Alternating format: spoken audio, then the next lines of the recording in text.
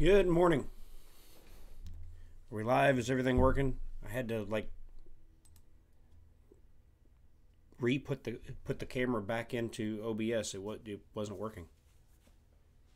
I don't know what was going on.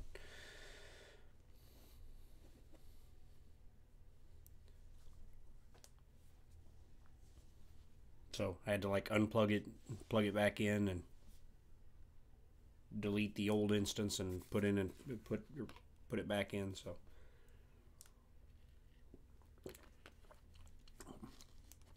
we have two mics in here this morning. We got Red Light and Mike Whaley, and we've got Don, the German printing nerd, 3D Medic Vince, Ryan Buttram, Rodney Lorimore.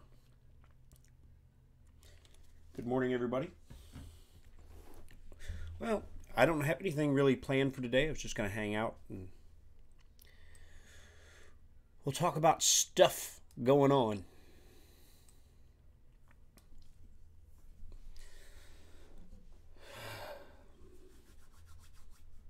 I'm still trying to get woke up.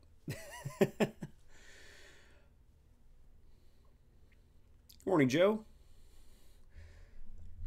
So, yeah, I had technical difficulties with my Facebook stream last night. We ended up deleting the video. We ran it short and then ended up deleting the video because it was worthless. Depending upon which thing you were looking at, either I was sideways and the chat was straight up and down, or vice versa. I was straight up and down and the chat was sideways, depending upon which device you were looking at. It was weird. So we ended up just deleting the video.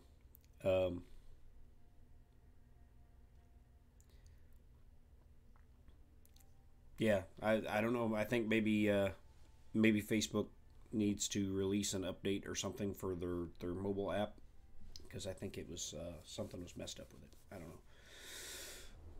And then this morning I get ready to do this and I open up OBS and nothing's showing on my camera, no matter what I did. And so I unplugged it and plugged it back in. That still didn't fix it. So I removed the camera from the scene and re-added it. And when I re-added it, it seems to be working now. So I don't know. So a couple things to talk about this morning. Thank you, Mike. A couple things to talk about this morning. I don't know how many of you all caught the community catch-up last night, but the Scorpion got I don't know if you say top honors or what, because I was selected to receive a roll of unreleased filament from IC3D, a construction orange PETG. I've never printed with PETG, so I'm going to have to learn to do that, and it'll be interesting because it's going to be one of only 2 rolls of it out in the wild. So I'm going to have to learn to print with PETG.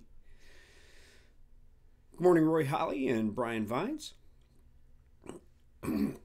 So I don't know, is that called winning a catchy when you get the award for the episode? It was me and a guy that made a really cool Harry Potter clock.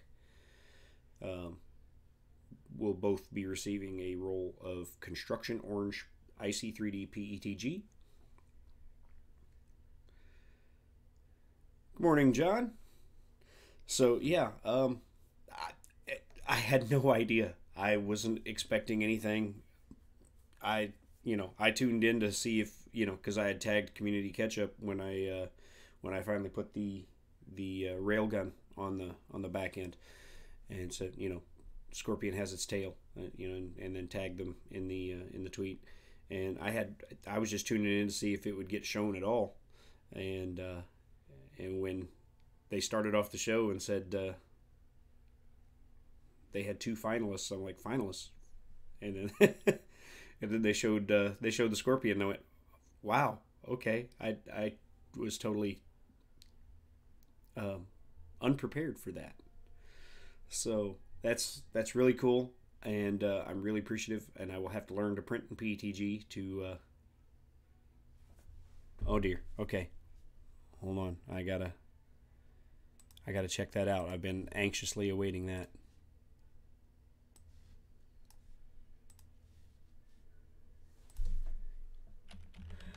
I don't even have Twitter open.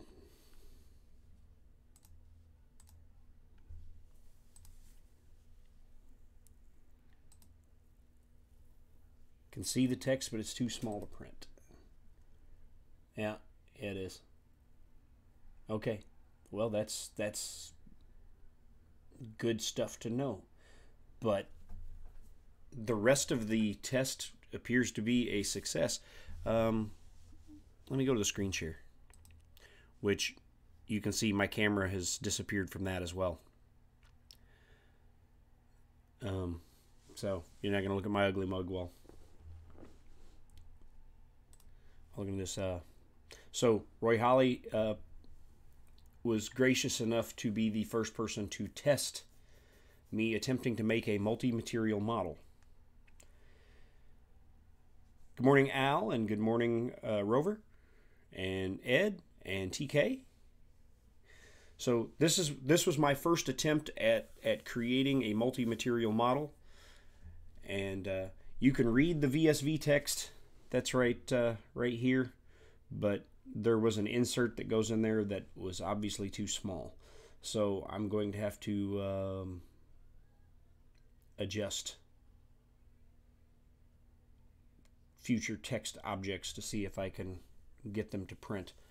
But Roy, once again, knocked it out of the park.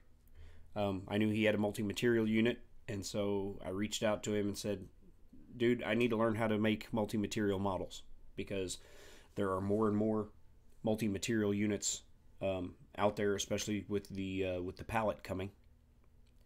They're, going to be fairly commonplace, and people with these units are going to be looking for stuff to print. So I'm like, if I can make multi-material versions of the things that I'm making, it'll give them more stuff to print. And it's not totally, non-self-serving, because it also gives more motivation for them to be printing stuff that I'm designing. So this was my first attempt at creating a multi-material model, and the test, with the exception of the text, was a success.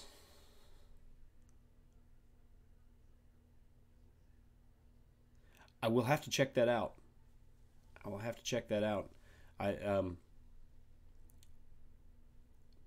I just ran into Al for the first time the other day, and threw him a sub, but I haven't had a chance to go sit down and watch his videos and stuff.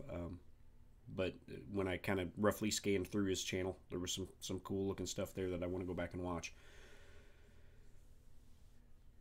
And yes, Roy did a very nice job printing this, as he always does. And this came off of the Prusa Mark III Multi-Material 2.0.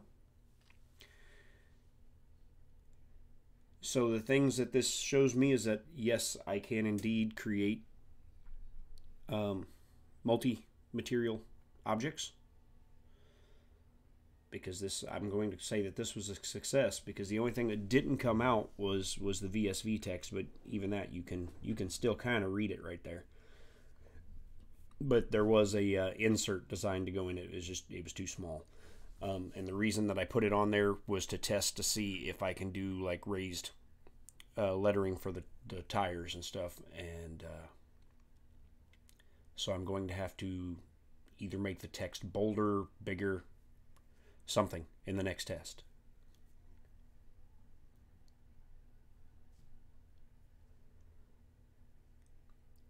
But it was a success in my book.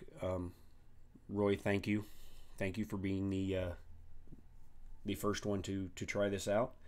And that lets me know that I can do it.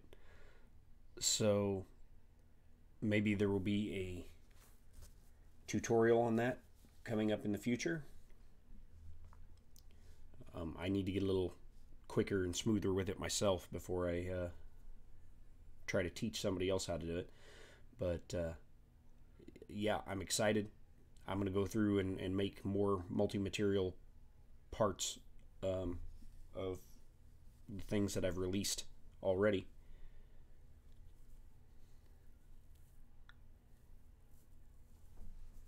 and that is going to look awesome when you put it on the. He printed the 4-door Jeep with the Patreon exclusive lift kit.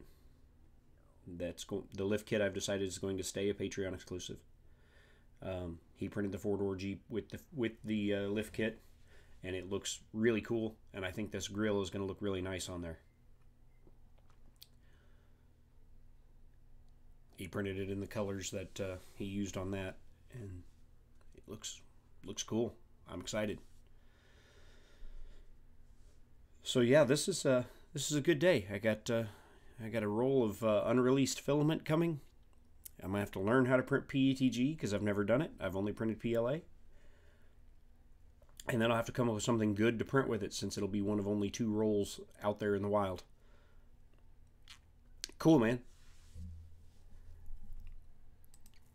So yeah, there's that, and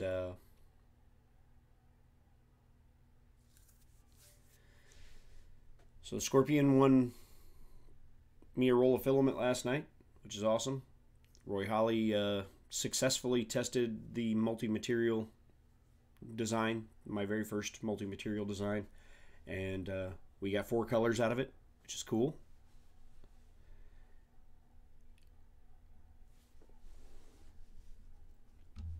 And then the other thing that PETG is fairly easy is like PLA, only a little hotter and a little slower. Okay, and less part cooling.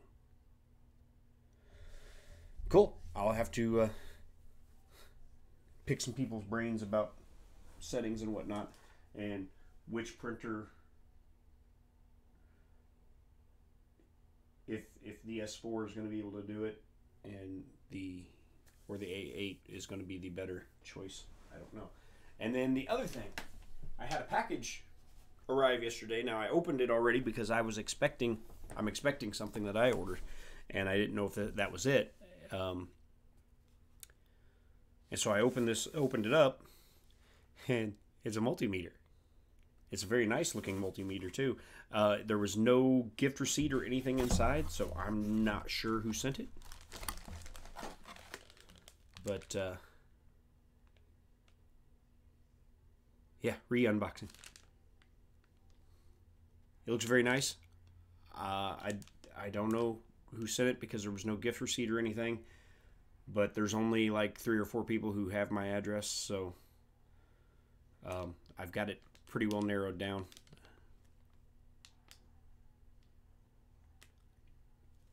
And it looks good. It's got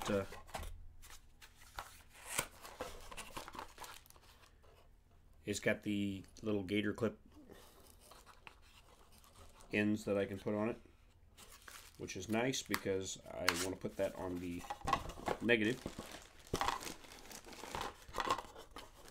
So I will put that to good use.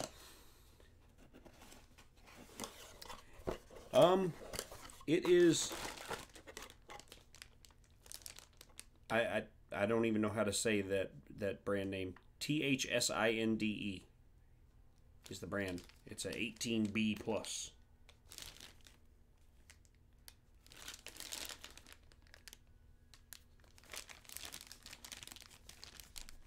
Yeah, I have no PEI sheets, so I would either, if I print it on the A8, it's going straight on glass. If I print it on the S4, it's going on the TH3D build surface.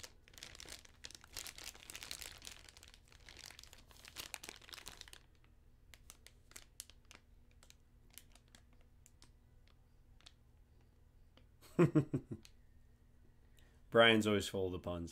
He is. So yeah, that's cool. That's awesome.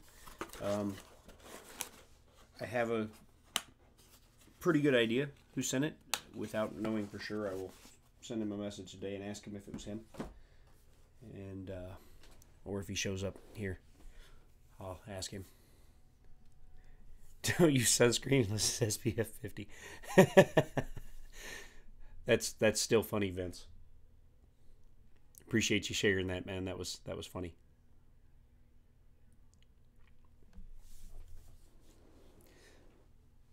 So yeah, that's getting things caught up here pretty quick.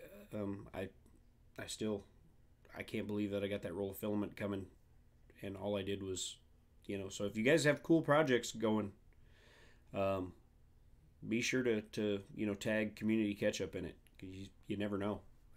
I didn't expect anything. I was just showing that I was finally making some good progress on the Scorpion, and figured they'd share that, with everybody, and that was so cool of them. So um, I didn't expect. Yes, Ben, they did. They shared the little fighter jet inside the egg, and they shared the foldable robot that you printed.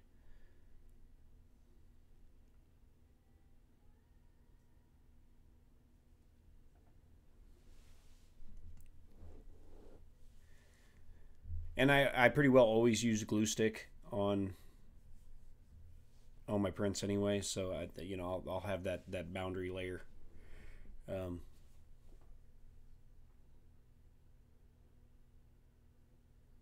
that boundary layer there to help it release. So yeah, now that I know the multi-material thing worked out, I'm going to, I'm gonna have it's gonna slow down the new stuff coming out, but I'm going to go back and make some multi-material versions of at least some of the parts for some of my vehicles and stuff.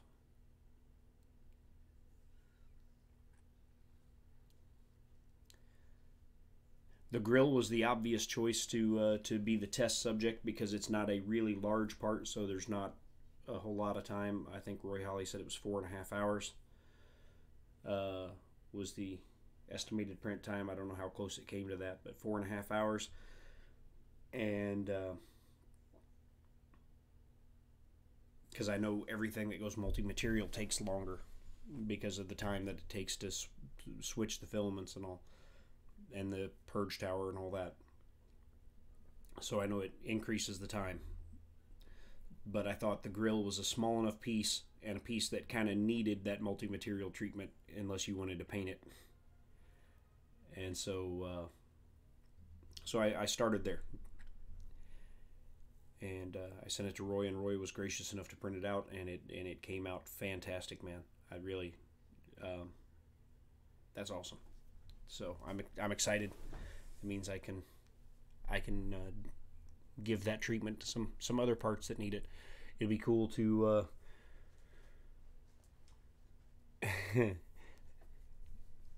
it'll be cool to go in and do like the dashboard, so I can make the gauge clusters. The inside of the gauge clusters will be a different color and things like that. So, and I could do the steering wheel be a real quick and easy one, where you could do like the spokes of the steering wheel. You could make one color and the ring another. So that'll be fun. Going in and readjusting some of those things to become multi-material. It's not that hard. It's a little time consuming, but it's not that hard because the basic design work is already done. It's just a matter of going through and cutting it to pieces, and then making each one of those individual pieces manifold, and I made them intersect each other a little bit.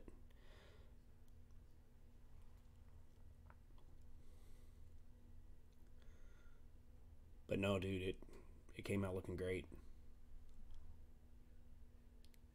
So I'm excited about that.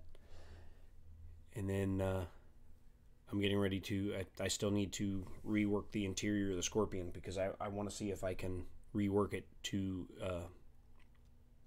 fit 2 figures. So if I can get it to seat 2 figures, because I can put 2 figures in there pretty easily, and there's a lot of room.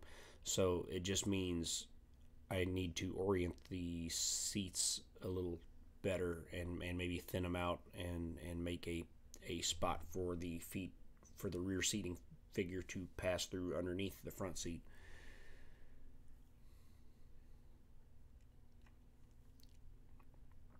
So got to sit down and with the calipers and take some measurements off the figures, and sketch some stuff out on paper, and then start designing. And then I got a bunch of other projects in the works, and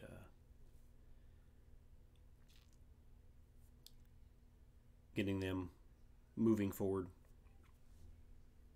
will be fun. So I got the jet, I got the secret project. I got the transporter, the APC, the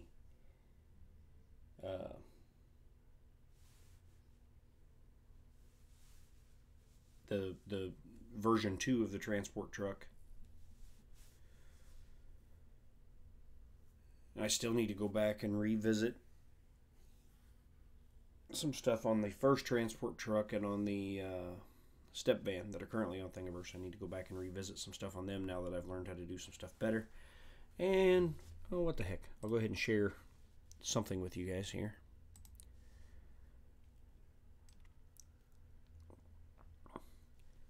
I'm attempting to make functional suspension.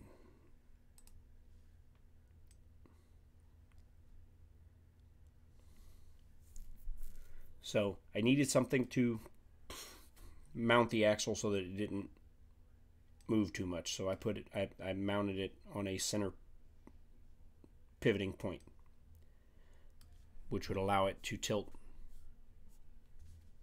back and forth. And then I put some steering knuckles in there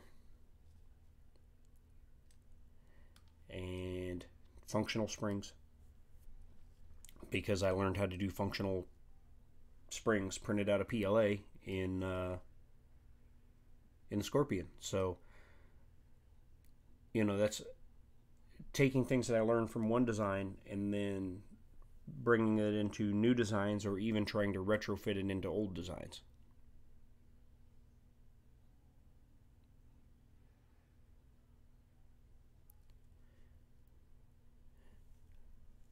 Yeah, and I may open that up so that it has some room, a little bit of room to travel side to side. You know, again, this is still in the very, very early prototyping phases.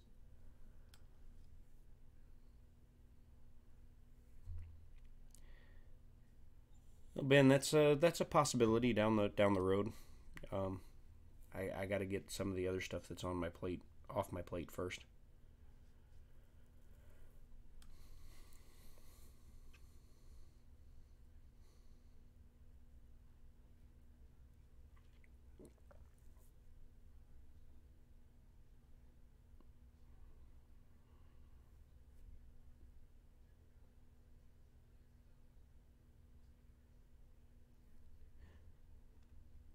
Yeah, yeah, I will probably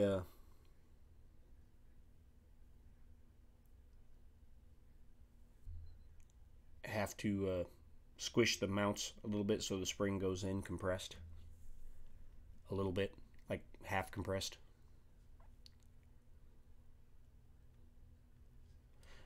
Right now they're not; they're separate pieces right now. But I will probably move the spring mount down so that the spring mount will cause you to have to compress the springs a little bit.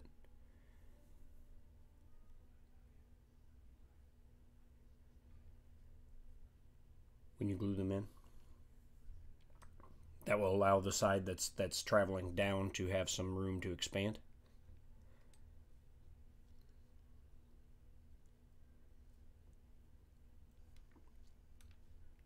And then this is just a steering linkage, and the spindle is here.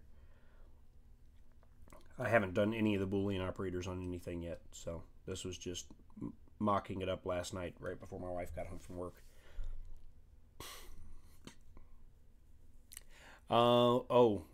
John, that is because I had to restart the stream.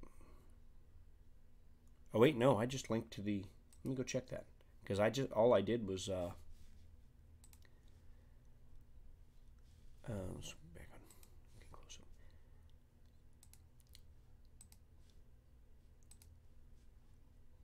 All I did was post a link to the YouTube page. I must have messed that up somehow. YouTube.com/Tanner3D.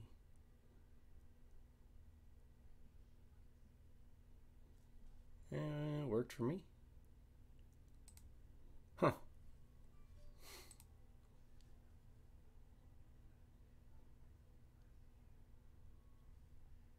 Okay, that's weird.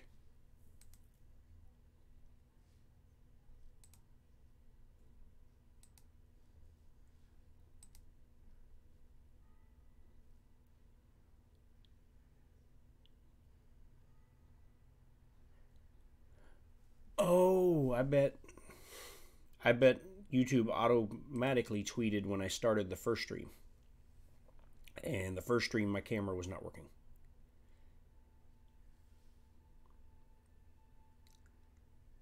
I bet that's what happened. Okay, hold on. And so I had to stop the stream because my camera did not work and restart it.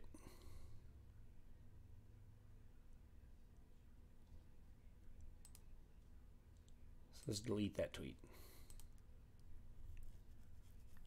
And just go with the first tweet I did that just takes you straight to the channel page. People can find it from there. Okay. Thank you, John.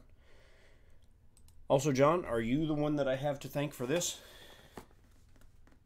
There was no gift receipt or anything in the box, so I didn't have any idea who it was from.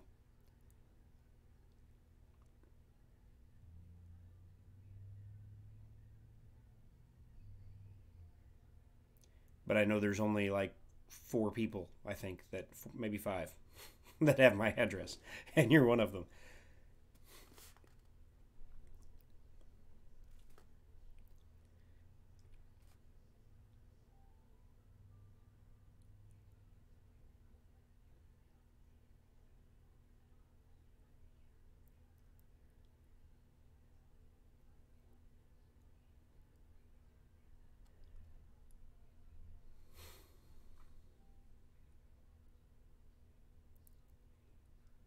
Yeah, there was no gift receipt, but yeah, it arrived late last night, like 8 o'clock last night. Or no, I guess it was just before 7 because I was just getting ready to start my Facebook music stream, and I got a package, and I was expecting a package anyway, but this wasn't the package I was expecting, so I opened it, and when I opened it, I'm like, this isn't what I was expecting, but this is awesome. And so I searched the box for a gift receipt or something to see who it was from, and there was nothing in the box aside from this. I opened it and it was just packing material and this.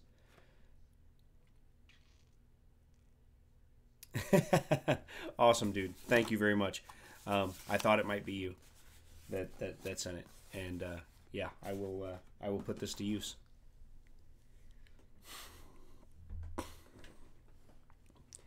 So yeah, they neglected to put the gift receipt thing in with the message. So I had to just take a stab in the dark. And I'm like, it seems like something John would do, and I was right. So thank you, John. I appreciate it, man.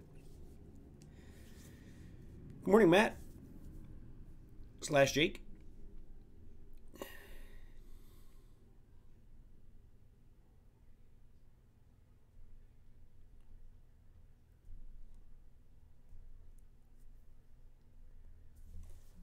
So yeah, I don't know. I didn't have anything planned for today. I was busy yesterday, and I didn't get a chance to sit down and game plan for this at all. So I was like, well, we'll just hang out today and we'll chat, and if chat dies off, we'll kill the stream. But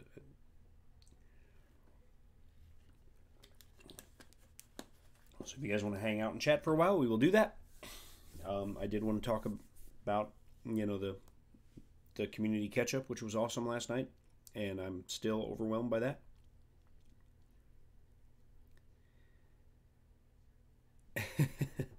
And so yeah, I'm gonna have to find design something or something to print in orange, or maybe I use that to finally start printing the parts, because I know PETG is a good filament to use to print printer parts, correct? So maybe I use that to start printing the parts for the AM8 build I want to do. And then I will have orange AM8 parts.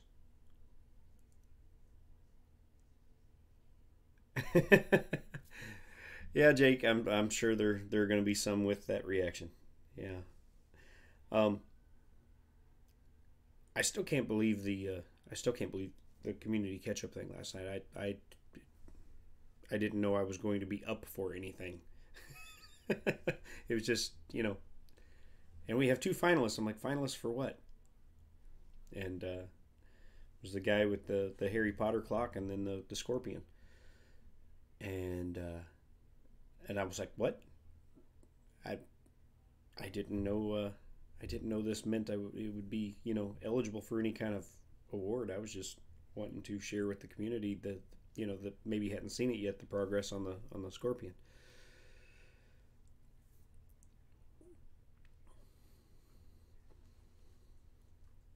That is an interesting. Yeah, I didn't watch the stream, but I've seen some of his Twitter posts of the images that he was of the prints he was getting off of that last night. An inexpensive resin printer that I mean, the prints look decent. They don't look great, and I don't know if that's some settings that maybe he still hasn't dialed in. They look okay.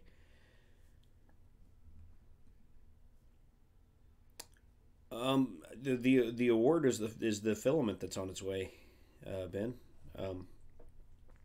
I'm getting an exclusive, one of the first two rolls to go out into the wild of a construction orange PETG from IC3D.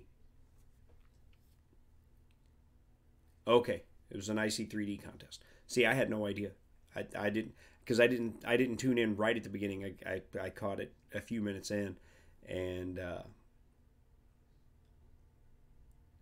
basically I tuned in just in time to see them say they had two finalists for something, and I'm like, two finalists for what?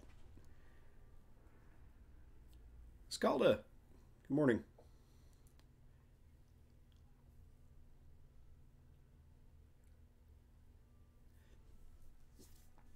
So yeah, it'll be interesting to see how their construction orange PETG compares color wise to their orange PLA that I have, because IC3D's orange PLA is what I used in printing the hammerhead.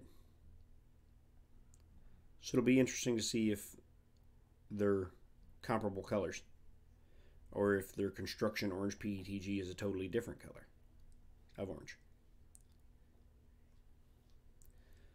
So yeah, I think I'll have to dial in a profile for printing PETG, figure out which machine it's going to print on the best, and then print the parts for an AM8. Since I know PETG is good for printing printer parts, since that's what Prusa uses. So I'll print the AM8 parts with that construction orange PETG, and then I'll get to ordering the aluminum extrusions to do an AM8 conversion. And then maybe we'll live stream that build. Although that would be fairly embarrassing, because I have a feeling I'm not going to have any clue what I'm doing with that whatsoever. I have to pick some people's brains that have done the AM8 conversion.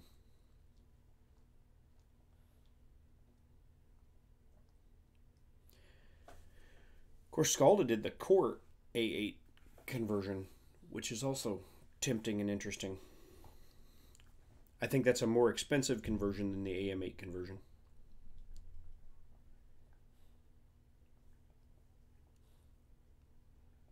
So I don't know.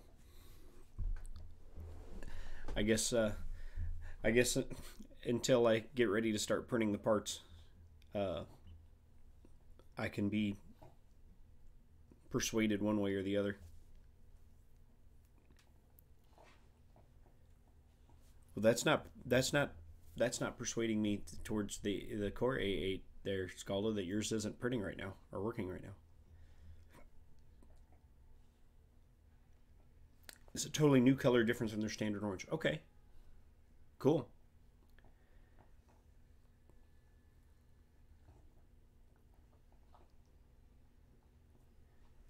Joey, quit.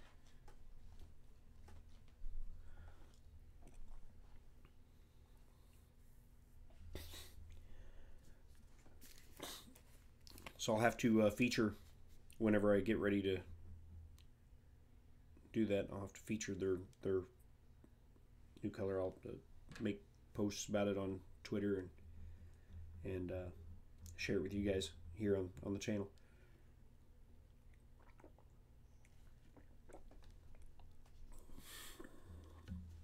Mr. Buttram's first name is Ryan.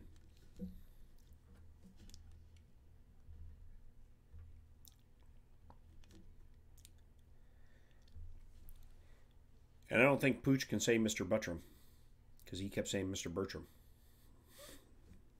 He adds an extra R in there. Or is that some sort of little inside joke or something? Or does Pooch just have a hard time with your last name?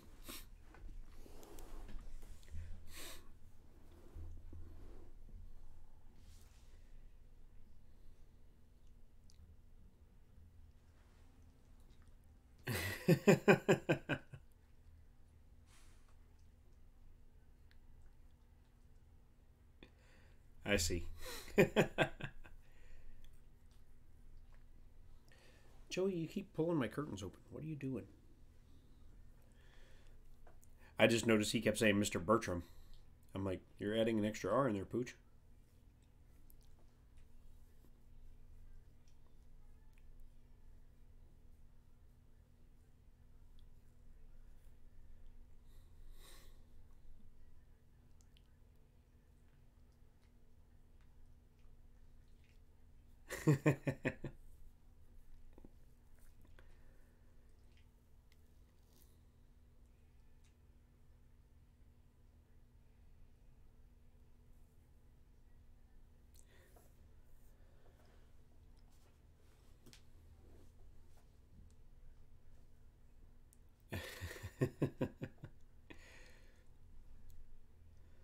So, what do you guys want to talk about today?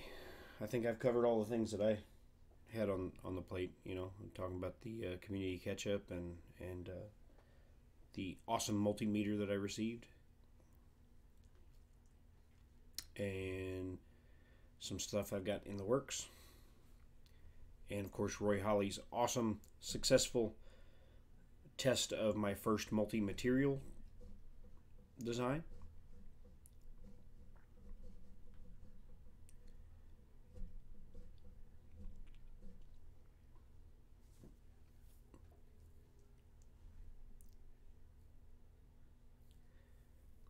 Which gives me an idea for a future tutorial once I get a little smoother at doing it myself, is showing you guys how to make multi-material models. Since it was a successful test. Got it on my first try. Which I guess it wasn't 100% successful because the text I made was too small. So is 90% successful. But again, so awesome. So very, very awesome. And yeah, I can read the VSV, but yeah, it was too small for the text to extrude properly.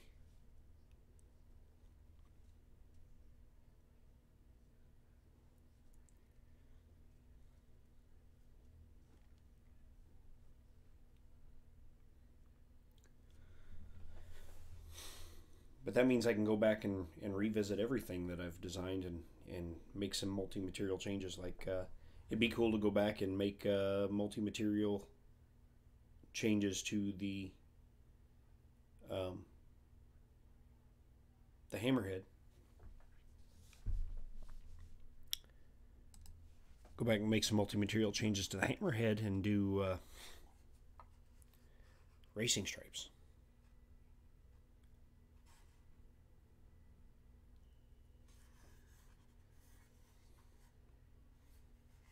So I may go back and revisit the hammerhead and do multi-material grill and racing stripes version, and cut the taillights in so they can be printed in different color.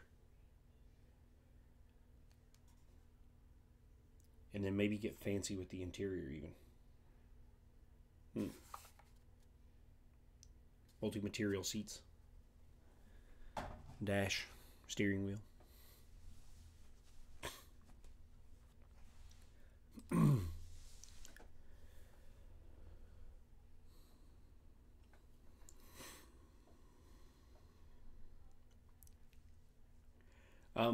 Printers now, I still have 3 out of 5 functioning. I haven't had a chance to work more on the Tornado. I've been busy to the point where when I have some free time, it's only like 10-15 minutes here or there, and those 10-15 minutes I don't feel like starting on the thing I got to do to the Tornado, because I think it's going to take me, probably a good hour of uninterrupted time. Ben doesn't use Discord.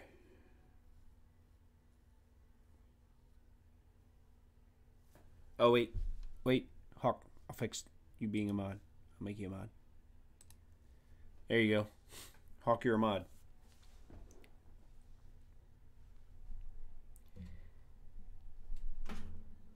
There is drama on Discord sometimes.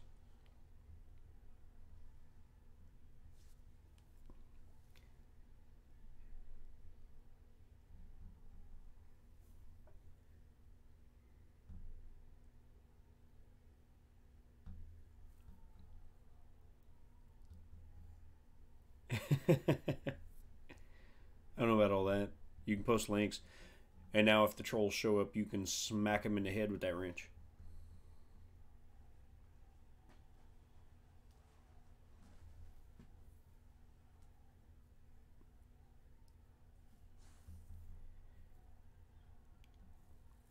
It's the troll smacking wrench.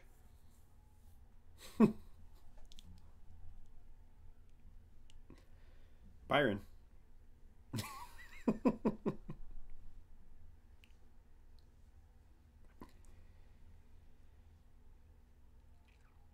And your right hand was quicker than your left when typing Brian.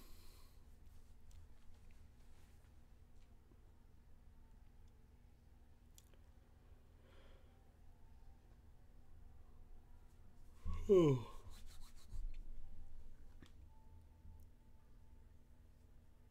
Just looking at that grill.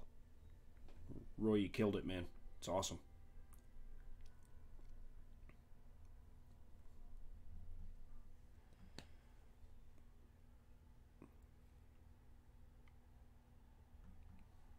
So it'll be cool to see that when he puts it on the Jeep.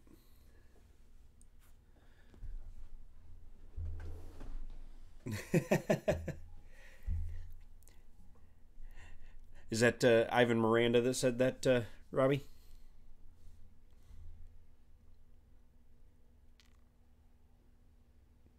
Yeah, I should. I successfully tested Hangout Stream the other day.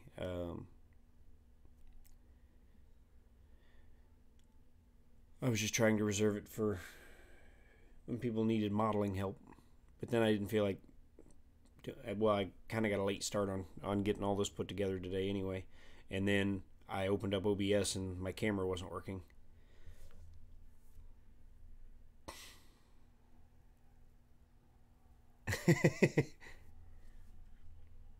Ivan's a cut up, man. He's hilarious. Any of you who are not subscribed to the JTOG stream should definitely do so. Every Monday they do a stream for like an hour. And last Monday they had Brian Vines on as a guest, And the JTOG stream, it's JT and the other guy is Ivan Miranda, and Ivan Miranda is a genius. The dude is so brilliant. But he's also very hyper. So JT is there to kind of rein him in and guide him. And it's crazy and it's very entertaining.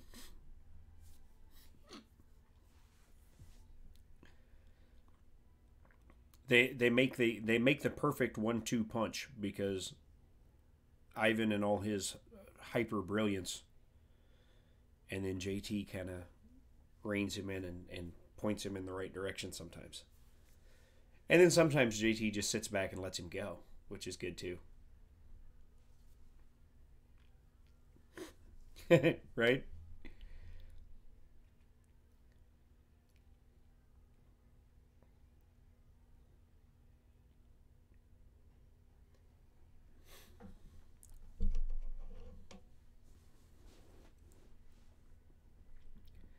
Ivan's kind of like if Robin Williams had been a Spanish engineer.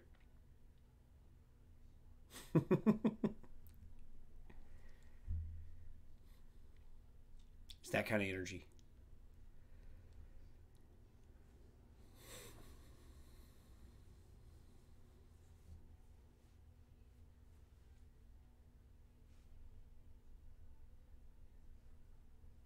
Yeah, so if you're not subscribed to the JTOG stream, do so. It's worth it. They haven't even gotten to 100 subscribers last I looked, which is ridiculous for as entertaining as that is, and as well respected and liked as JT and Ivan are in the community. I can't believe they don't have more subs than that.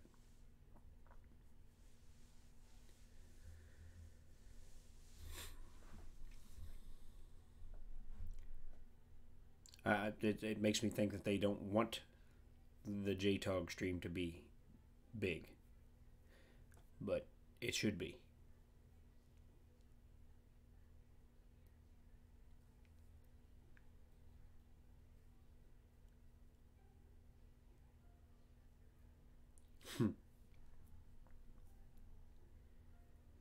They're at 90 subs right now? Okay. They're getting close. I think they were at 88 Monday. And I've been, I don't have much influence in the community at all, but I've been trying to push people to go check them out.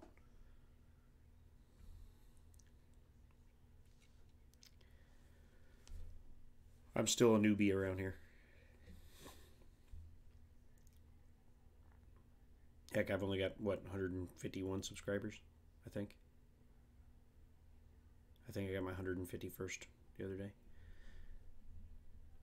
Unless I've gotten some that didn't send me notifications.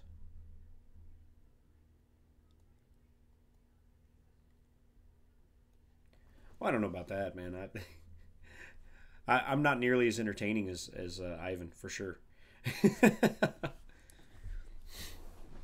Not on this aspect of life, anyway.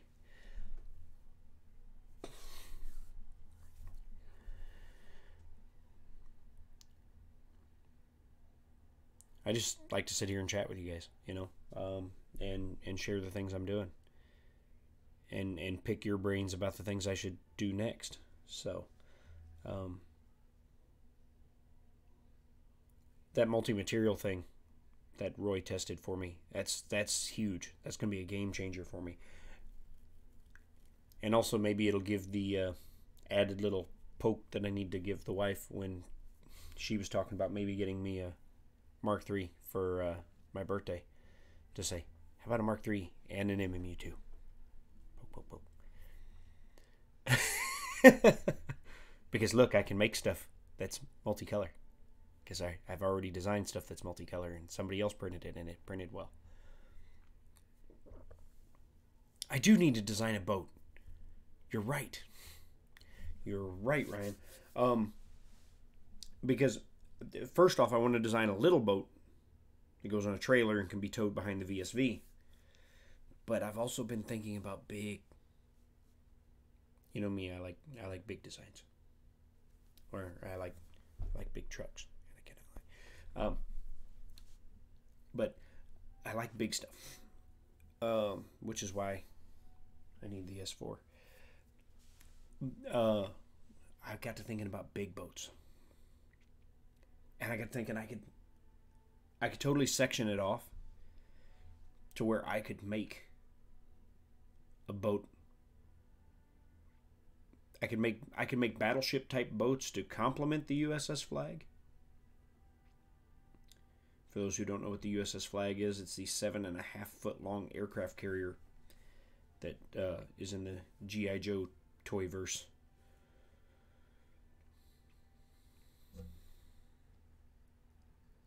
Yeah, poke the bear, poke, poke, poke, poke. Like just another $350. Just, I say just.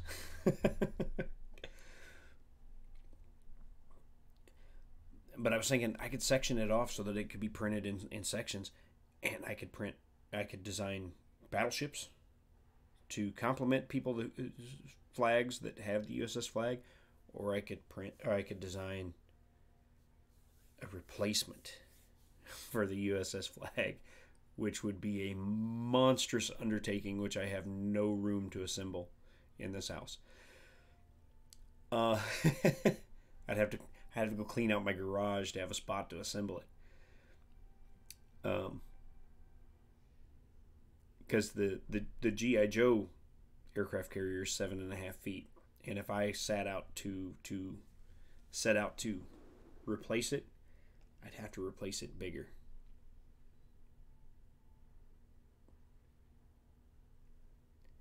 Go big or go home. 10 foot long toy.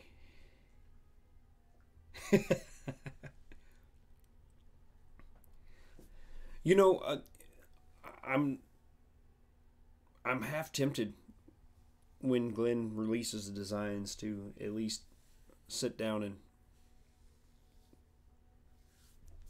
cull over the parts and see, maybe. But the other printer that's very tempting, have you guys seen the Folgertech FT6? It's very large. It's kind of like a smaller FK1. But you would be getting a kit where you would have everything but, or you'd have all the frame stuff, all the structural stuff.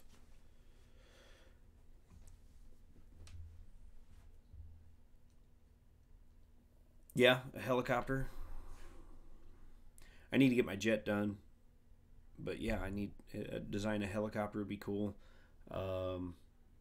Boats of all sizes. See, there's so many things that I want to design, just not enough time. There's only 7 days in a week and only 24 hours in a day. Before Don gets started on his math that doesn't make sense, there's only 24 hours in a day and 7 days in a week. 365 days in a year, except leap year, there's 366.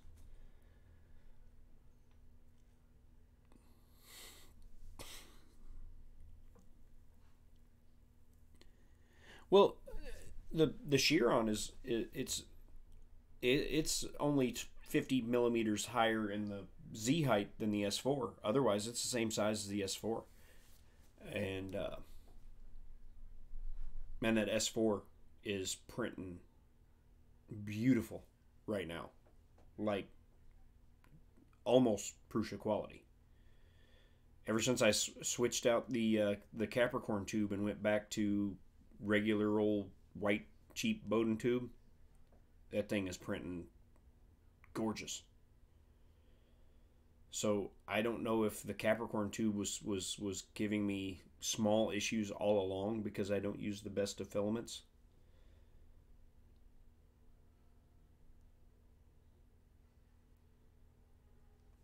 Yeah, most nights I get between 4 to 6 hours sleep. 6 hours is a full night's sleep for me, and 4 hours is a typical night's sleep for me. I don't sleep, but I blame that on the lifestyle that I've lived as a musician for the last well, better part of my life. Check my Twitter. Okay, I will. I will check that right now.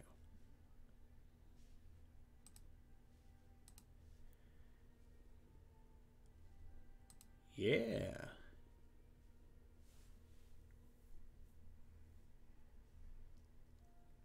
Oh, that's cool. That's the hey, Mike, never let the machines win. That's that Jabba's uh, sand barge thing from Star Wars. It looks like he designed it as one solid piece and then just simply like sliced it with mesh mixer or something.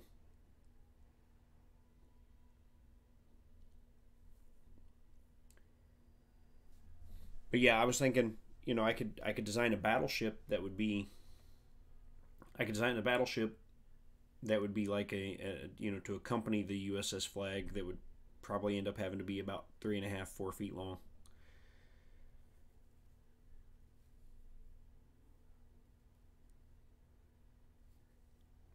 And the amount of time to print it and filament to print it would be insane.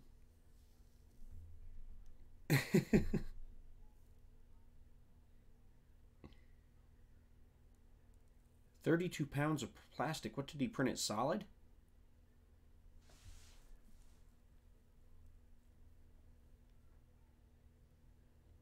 Because it just doesn't seem that large.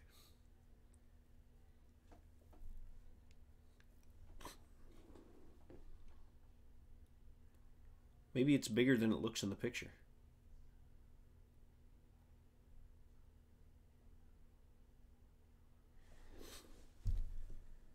Because what, that TV stand that it's sitting next to can't be more than what, 4 feet long? If that. Probably not that.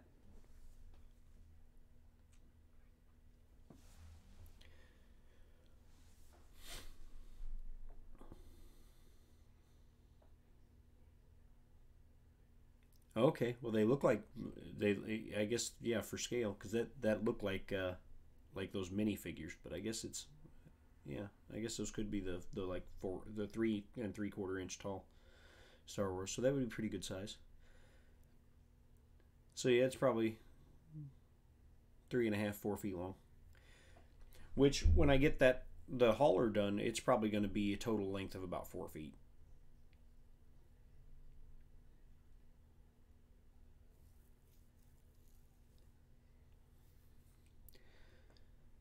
And then designs a battleship to be a companion to the USS Flag, and somebody will print it. If I print it, I'll have to get rid of it right after I finish printing it. I won't be able to keep it. I don't have any place for it. That's with anything that's going to be too large. It'll be something that I don't know. Maybe it'll make a good channel giveaway. After you get done, run a contest to give it away.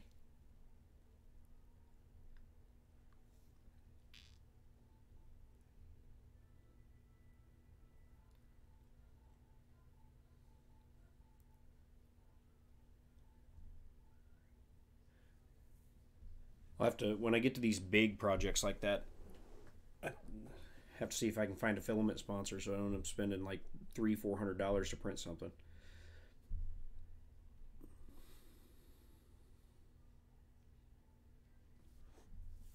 Yeah. When I get my jet done, designed and printed, I'll probably hang it from the ceiling because it's going to be large too. I mean, the jet is going to easily be, at least that big. The status of all my printers, the the S4 is printing like a dream, like close to Mark III quality. I mean, it really is. Uh, the X1 is doing its thing. The A8 is doing its thing. The Tornado, as soon as I adjust the stepper voltages, I think we're going to be somewhere in the ballpark, because just blindly adjusting one of the y-axis potentiometer only.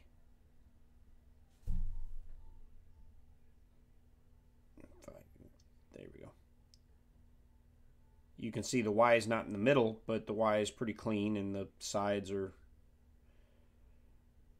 straight and smooth.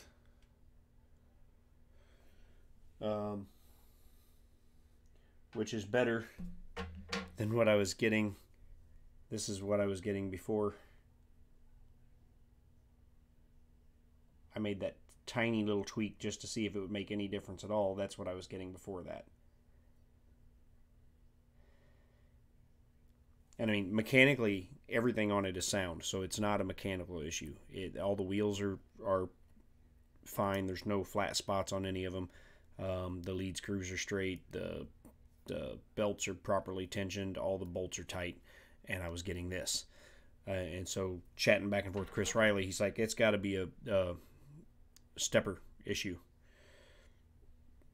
And so I was like, well, I was guessing it sounded like a stepper being slightly under, or being maybe more than slightly under voltaged, because every once in a while it's like it would decide that it had enough voltage and would print the full Y dimension length, but then sometimes it wouldn't, and that's infill that's sticking out through the face of the X there.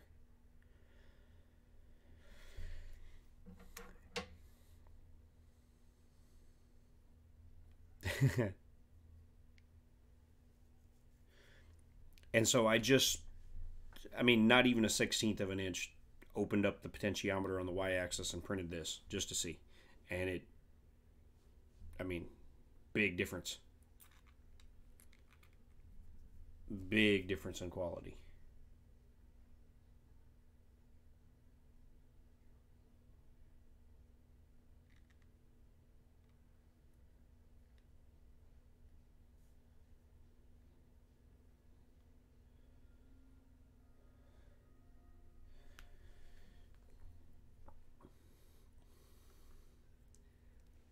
Yeah, huge difference in quality. And just like I said, I only, not even a 1/16 of an inch turned the potentiometer to allow the y-axis motor to have a little more voltage.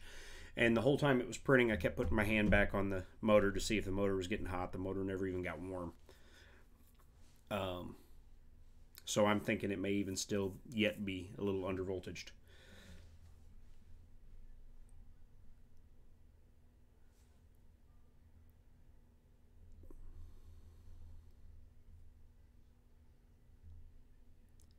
Yeah, I don't know how the letter ends up off center either.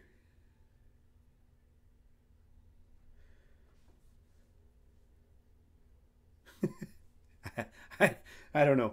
You can see my frustration with the tornado that I've had thus far. But now with the multimeter, I'll put the multimeter on it and check where the voltages are.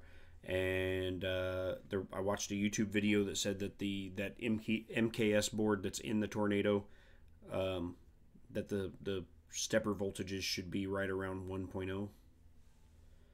And so we'll see.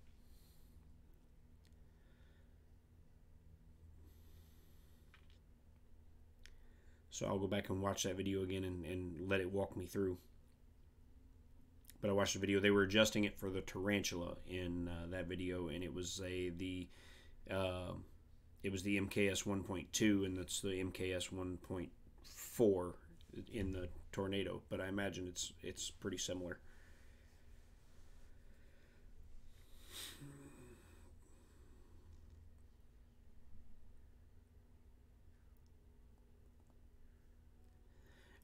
Problem is, if it's a faulty stepper driver, if stepper driver itself is bad, then it's a time to replace the board because they're soldered on. Which would be strange, because then that would mean both the printers I bought from Chris Riley, the boards went out on them right after I got them.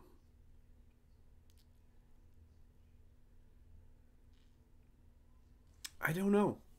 I do not know.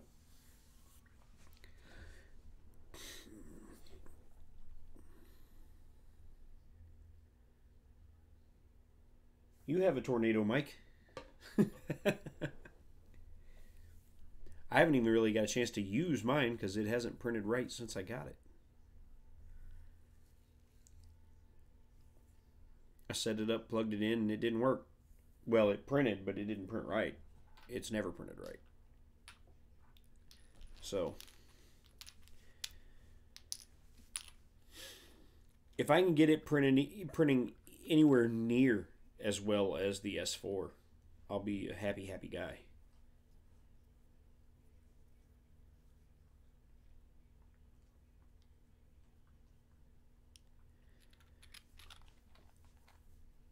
Because the S4 is just printing beautiful.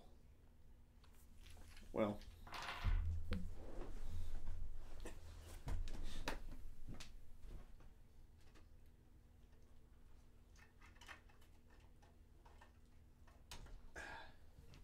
pull that off.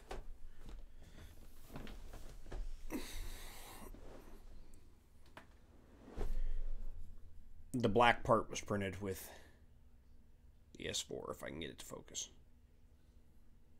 Come on. Come on. We're going to go real close. And back off a little. Come on. Yeah.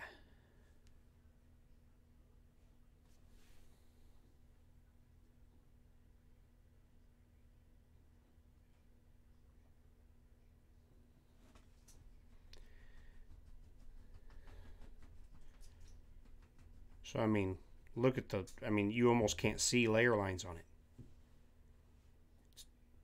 The S4 is printing absolutely gorgeous right now.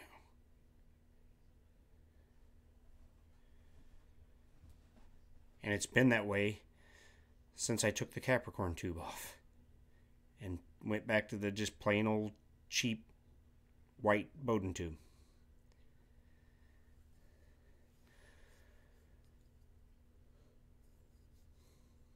As was said, the S4 is big and bulky as it is, and its layer lines are almost on par with the prints that I've seen people posting from the Mark III. It's just insanely good. Best prints I've ever gotten by far. Way better than the prints I get off the A8.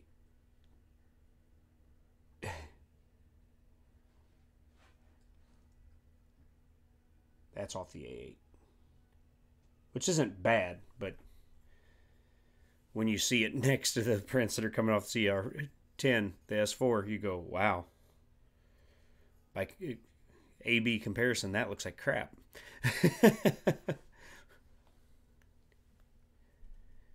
Oh, your sacrificial A8 is coming?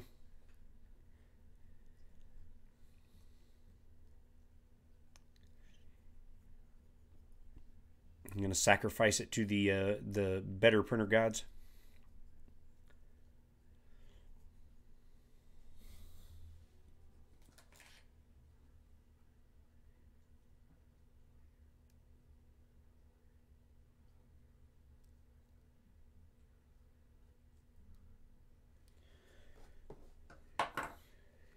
The clipper gods.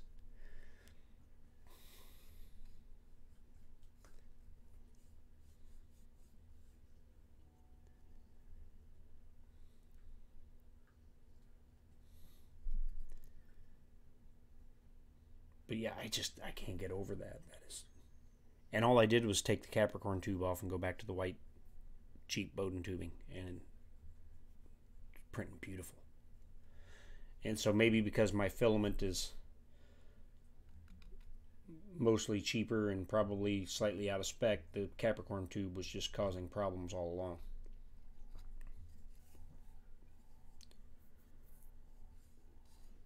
Yes. Yes, stream it. Stream it and we will show up. We will be there. If I'm not on stage, I will be there. If you do it in the evening, I won't be there. But if you do it at a time that I can be there, I will be there. But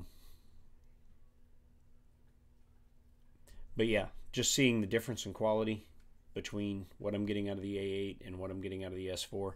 I'm like, that's got me even more kind of leaning towards upgrading the A8 to do like the AM8 conversion or something, and see if maybe getting a nice rigid aluminum frame takes care of some of the wobbliness that can be seen in the print, a little wavy stuff.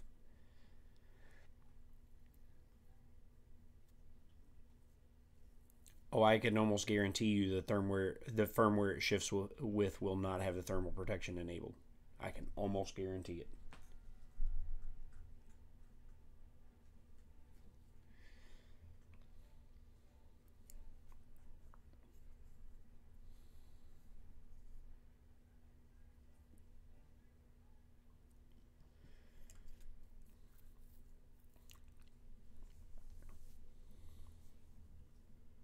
Well, maybe they have. Maybe they have. Maybe they've updated stuff.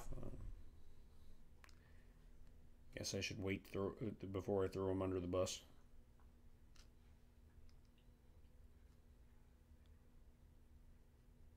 Little hair right there. I don't want to get it.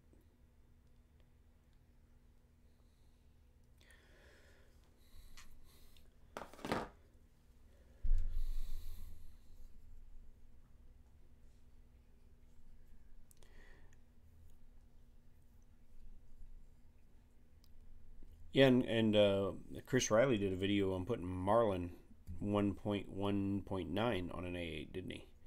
So maybe when if I go with the AM8 upgrade, then I'll try the Marlin 1.1.9 upgrade as well. I don't know. We'll see.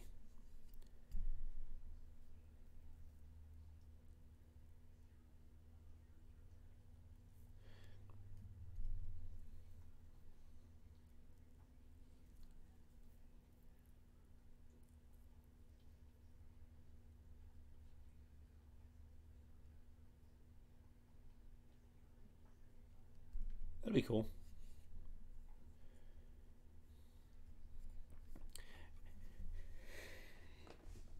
And getting this roll of PETG has kind of given me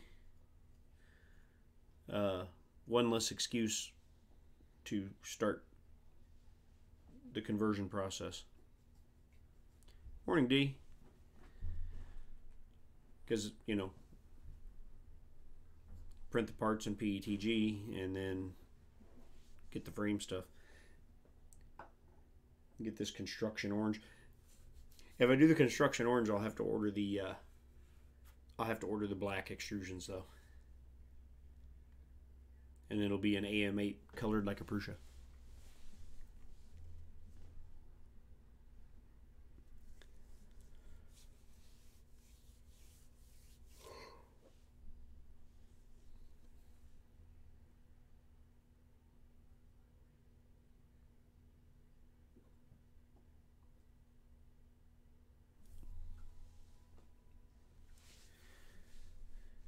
The little Arduino boards or whatever that use to flash them.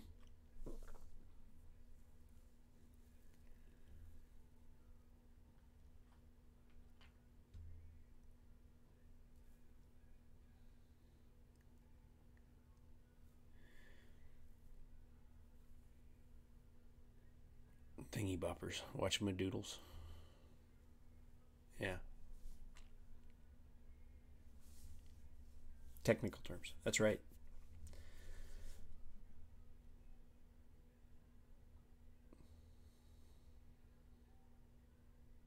So yeah, I think those will be, starting to print the parts for that upgrade will be the perfect excuse of something to print with that that PETG that's coming, which is awesome. And then I know I could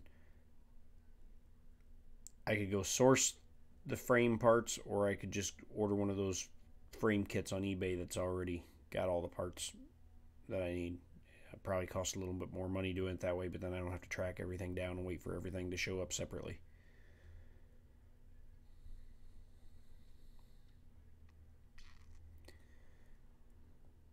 And I've only got $70 in that A8 anyway, because I got it off Craigslist for $70.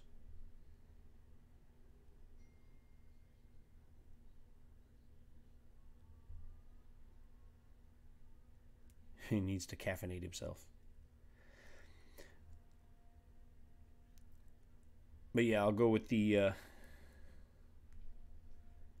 that construction orange, and if I get on it quickly, I could be the first person to have a construction orange AM8.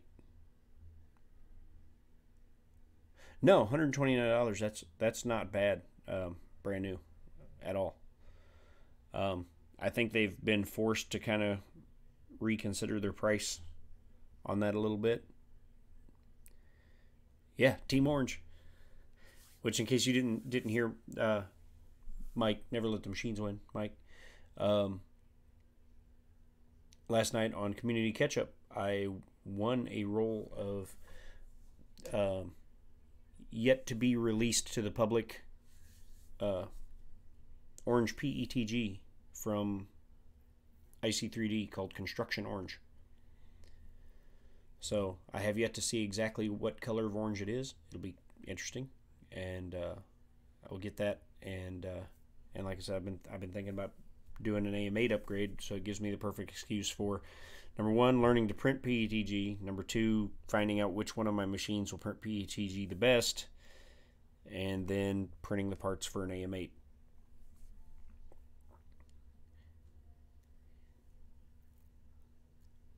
Thanks, man.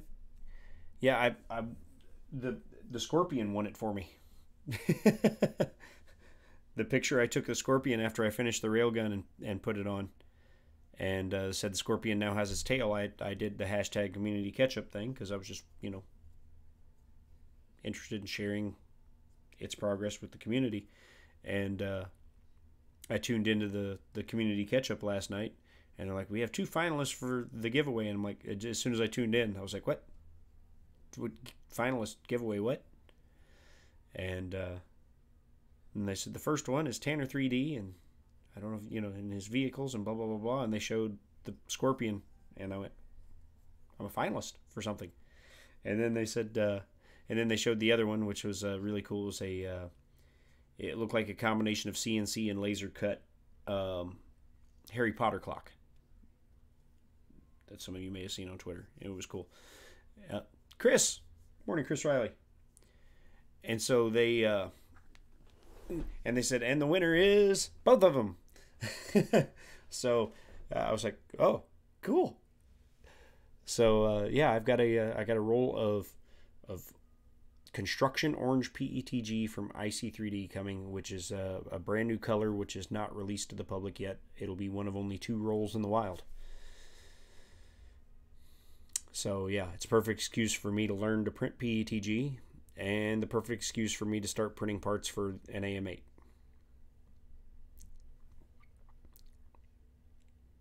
How you doing today, Chris?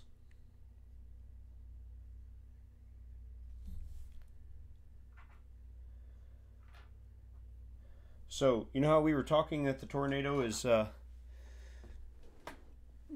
last place we left off is probably some sort of stepper driver issue, and voltage was one of the suspects.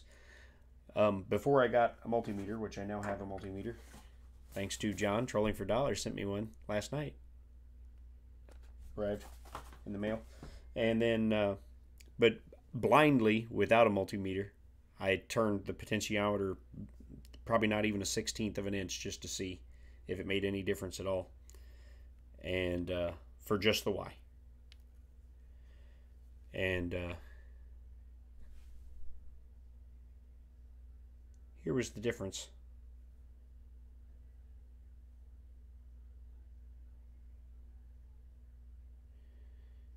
See a pretty substantial difference. And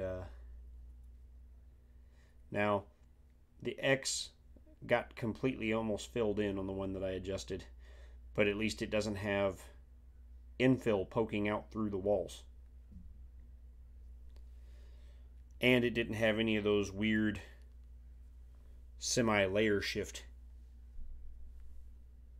issues.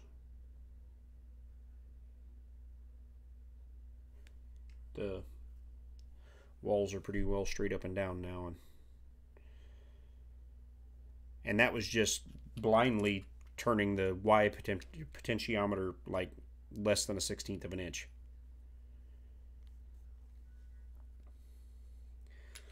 So now I'll put a multimeter on it and adjust them correctly. The video I saw, Chris said that the that MKS 1.4 board likes its potentiometers to be opened up to 1.0. Is that correct? I watched a YouTube video of somebody adjusting the potentiometers on their TiVo Tarantula, which had the MKS 1.2. And they adjusted all three, the X, Y, and the Z, to be at 1.0. But then I had somebody else, I think it was D, told me the numbers were lower than that.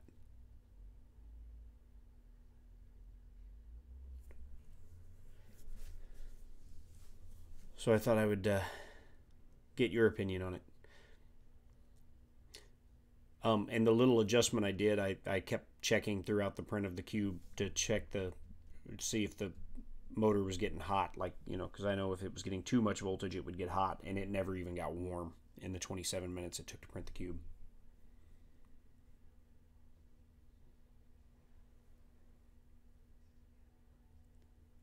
.85 to 0.9. Well, this is a 24 volt power supply.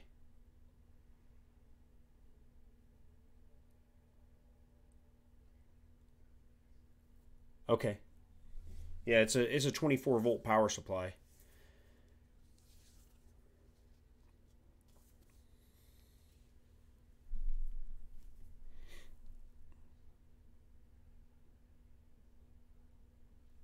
Okay. Does it say on the motor somewhere?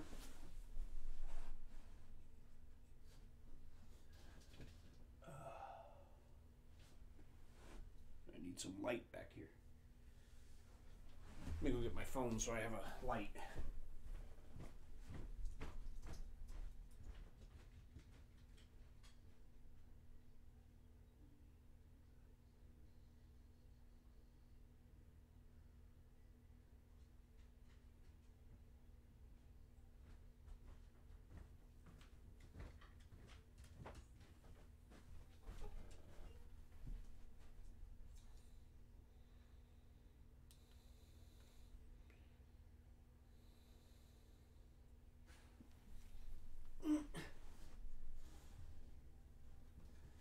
Says anywhere on the motor.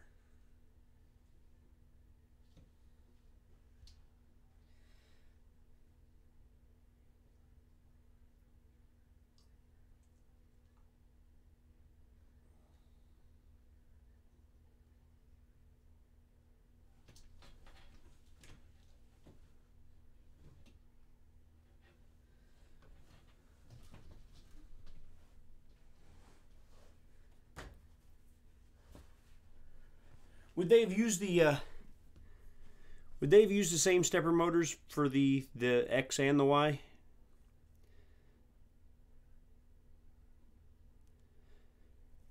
Because there's writing on the back of the X motor, but there is not writing on the back of the Y motor. The Y motor is completely no writing on it anywhere. Okay. So I will snap a picture of that real quick.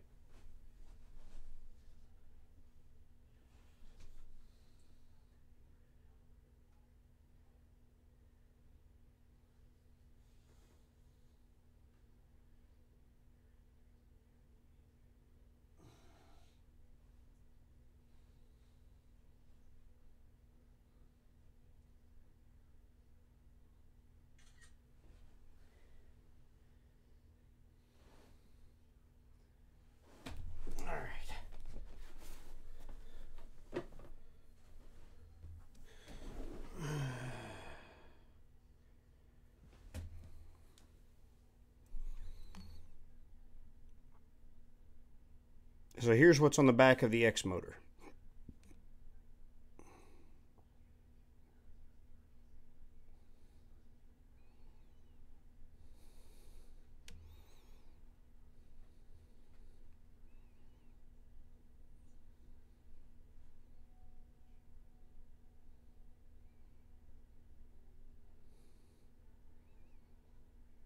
that gives anybody any indication as far as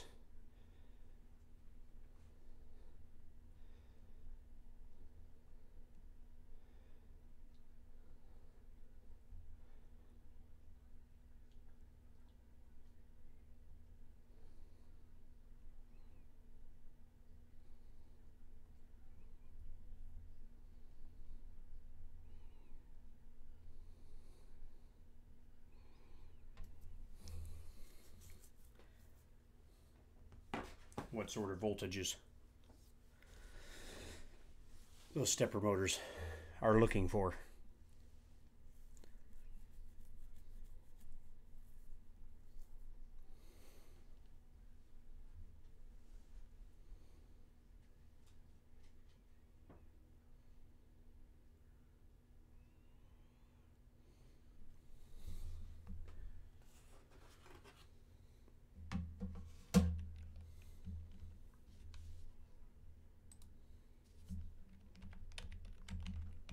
Or current, sorry.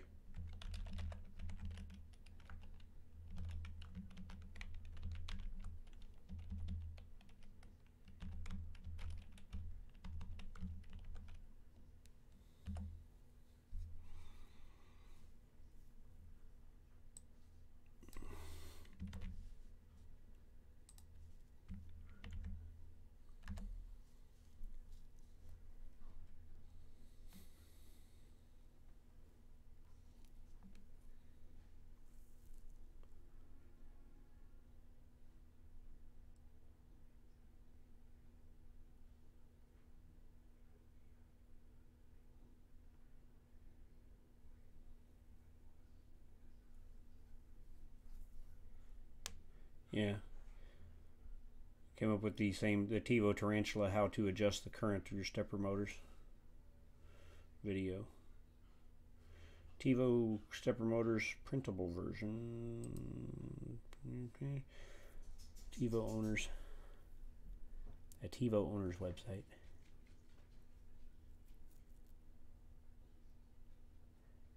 I will work on that, John. I will. I'll work on that probably over the weekend.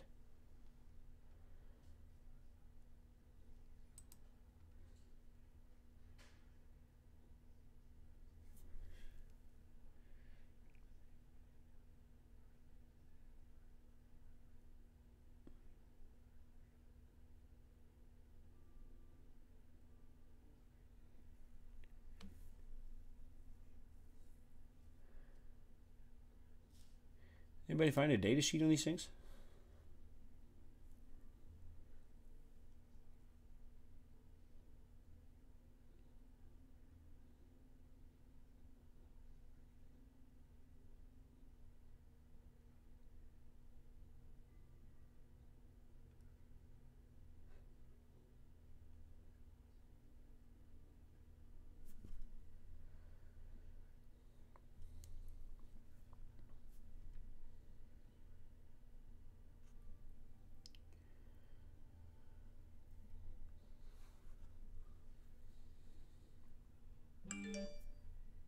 I'm sure there's specifications like hidden somewhere within that number.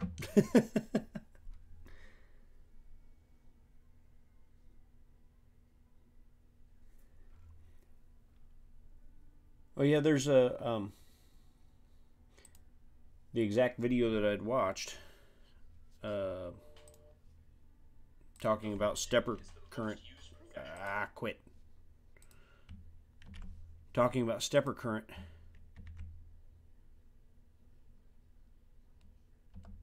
Was there. I made you a moderator, D, so if there's a link, you can post it. And that was the video I watched on the TiVo Tarantula, how to adjust current in your stepper motors.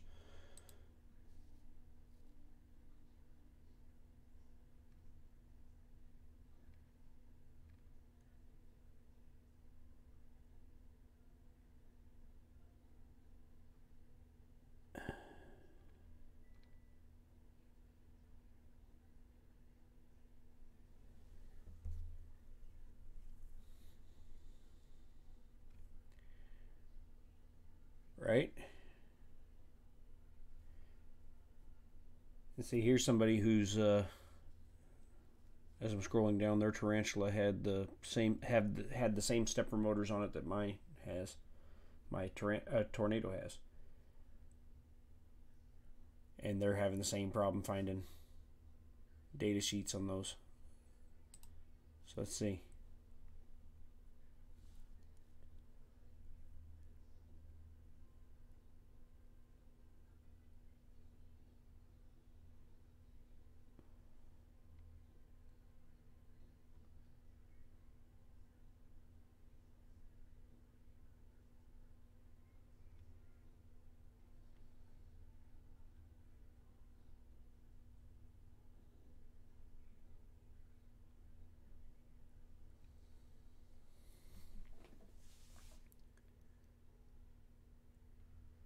Amp per coil.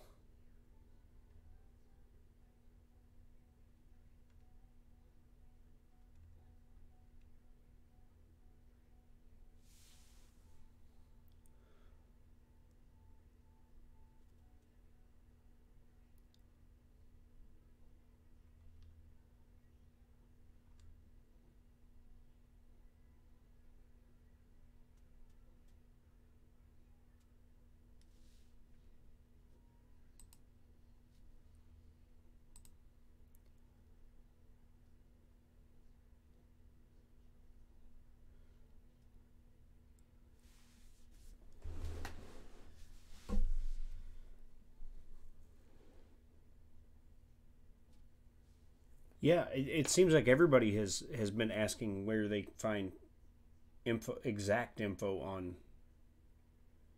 this motor.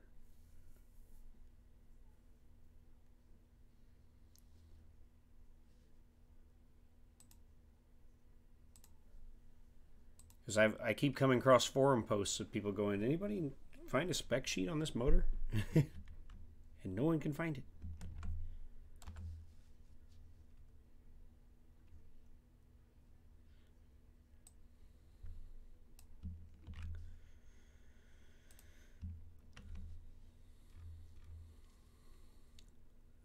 Search just the model number.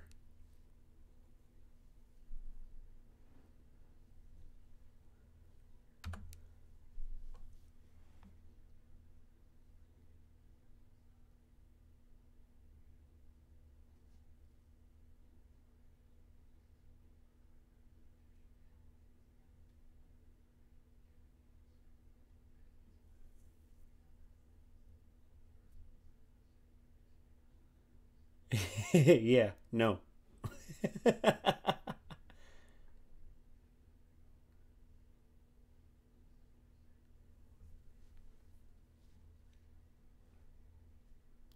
Yeah, hold on. Let me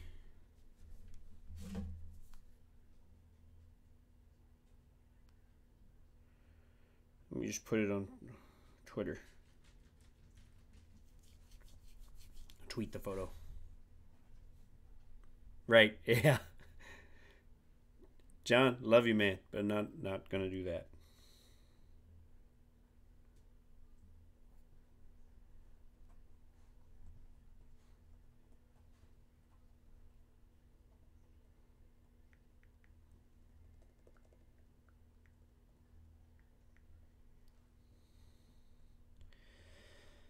Alright, so let's see here. Let's go to camera. Not camera. Photos, rather. There we go.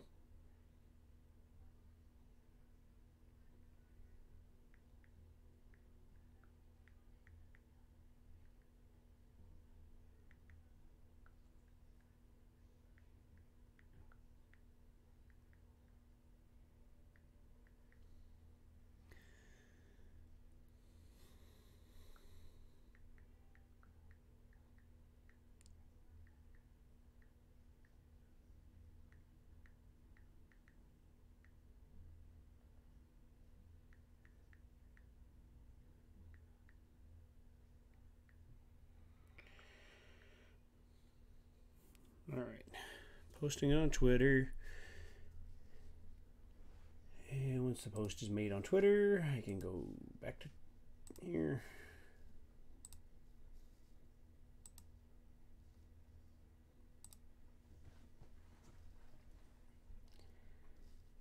And reload this. Open up the picture. It is a very nice green. Go screen share. I like the tornado's color. It looks good. Now, if it would just print as good as it looks.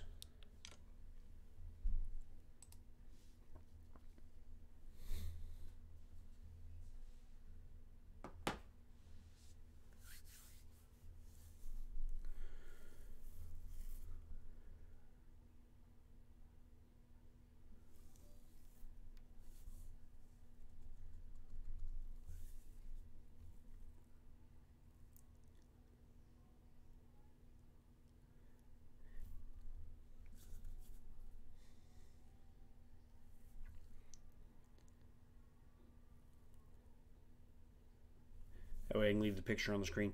I will be right back. Mother Nature is calling, and I have got to go to the restroom. Nature is calling. And this isn't my dog. What are you doing? You being silly. I'll be right back. Keep looking.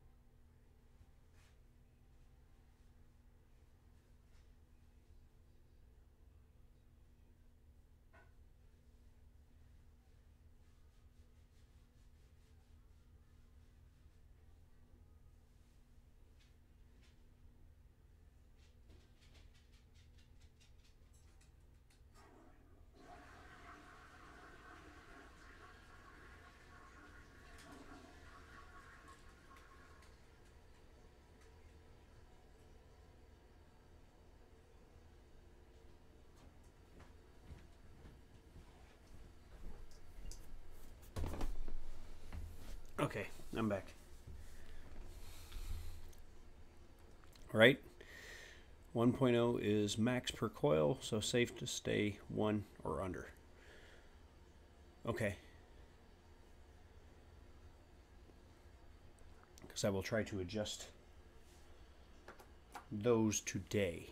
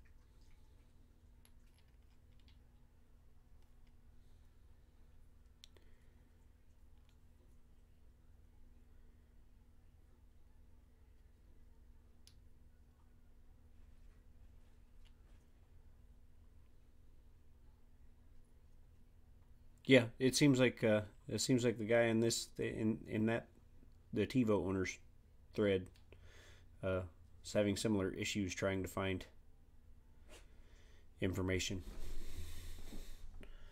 on the motor.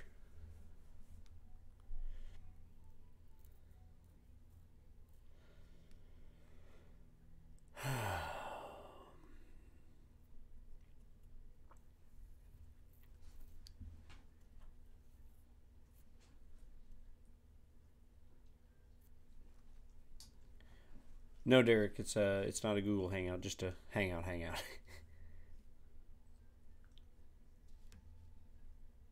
Yeah, it seems to be a really tough motor to find current info for.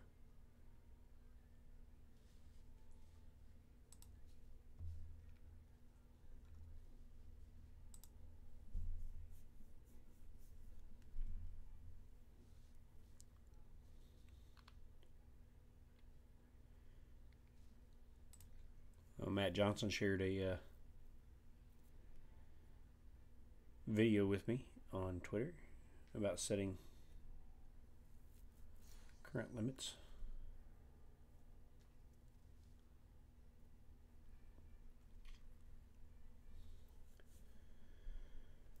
Yep, so gonna have to dive into that and find it and get it squared away.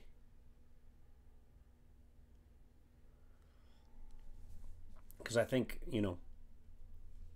since everything mechanically seems sound, I think that's where we're at, and especially since the print results changed so dramatically, just slightly opening up the potentiometer. And like I said, the stepper motor never even got warm to the touch. I mean, it stayed room temp through the entire 27 minutes of the print. So I have to assume, because it never even got warm, that it's still probably undercurrent.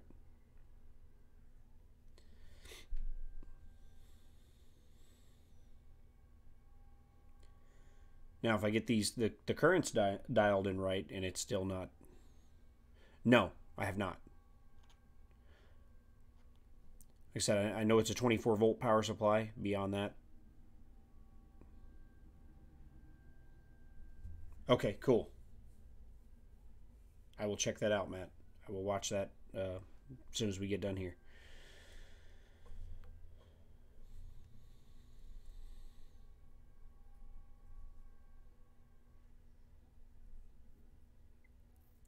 Because I now have the tools necessary for the job.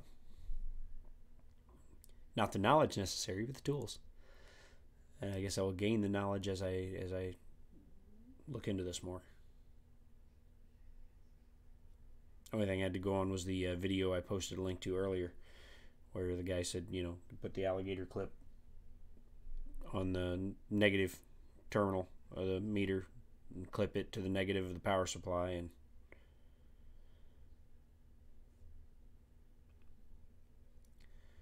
the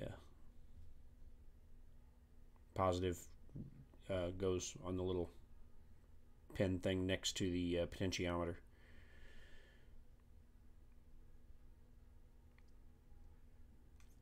And then adjust the potentiometer accordingly.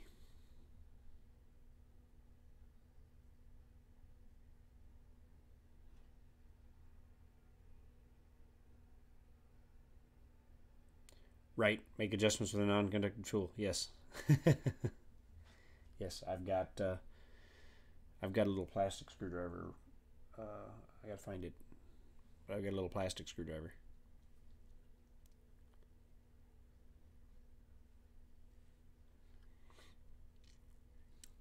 Little plastic screwdriver that I had when I used to do some laptop and mobile device repairs.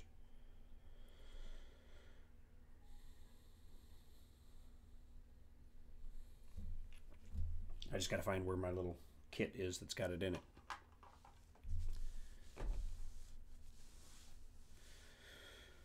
Because I used to do a bunch of laptop and mobile device repairs and stuff on the stuff that the guys that were out running around didn't have time to do. Stuff that would get dropped off at the office. When I was a lead PHP developer, I also ended up doing a bunch of bench work back at the office, because all the techs would always be out on site at places. So the stuff they got left at the office, I would fix it in between working on websites.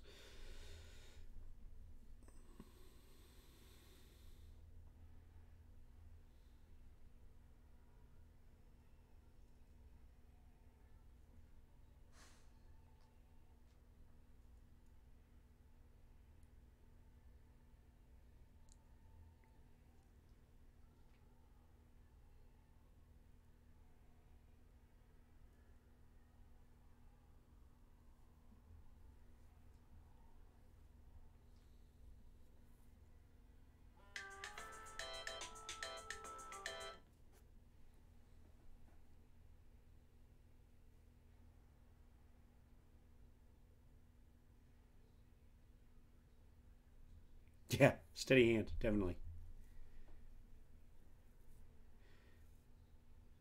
Don't want to take a hit from a 24 volt power supply, that's for sure.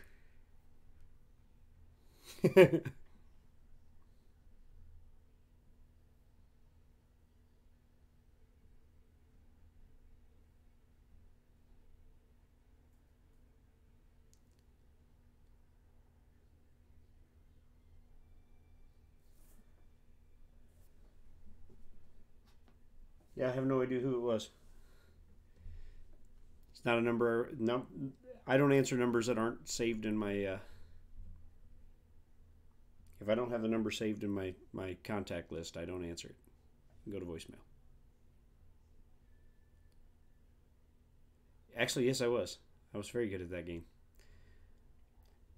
I've got very steady hands. I used to paint BattleTech miniatures.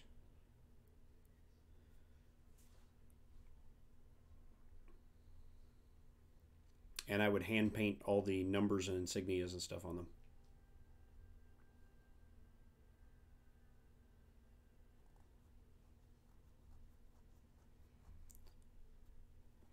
So I didn't even use decals to paint like the house insignias and stuff. I would paint them by hand.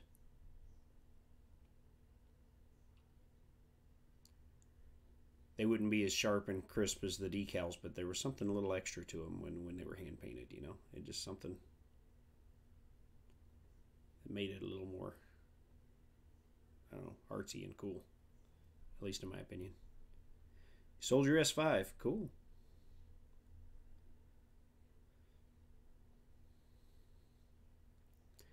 I'll give you room for a couple more printers.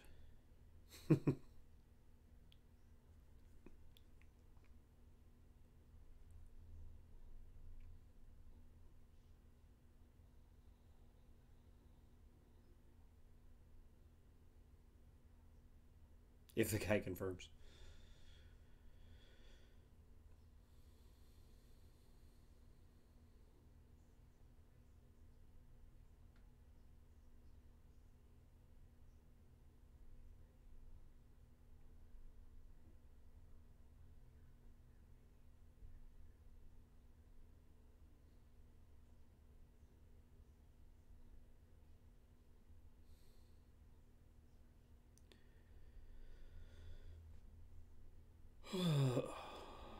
So yeah, we'll give this a go today. Maybe. I do have some things I gotta take care of when we get done with the stream, but I'll watch that. I'll watch that video Matt Johnson sent me. I need to before I do this probably bring my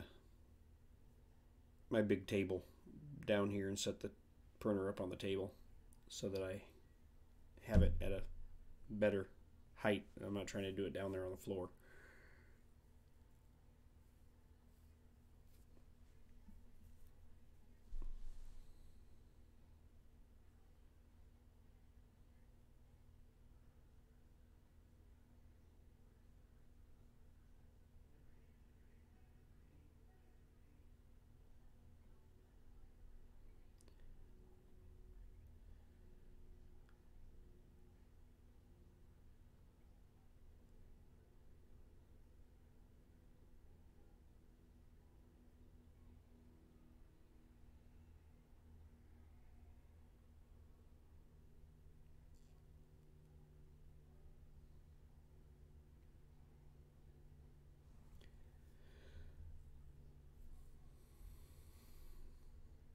So we'll see how it goes. Hopefully it comes out well, and I don't come out well done.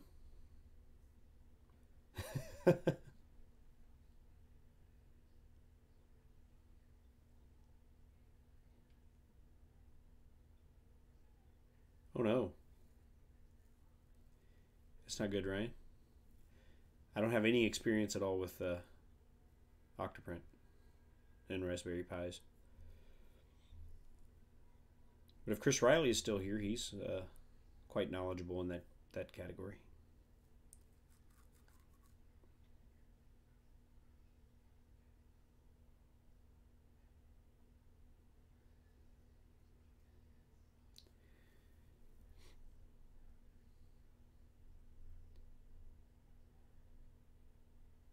Well, I've taken a hit from 12 volt before, and I didn't like that. I certainly don't want to take a hit from 24 volt.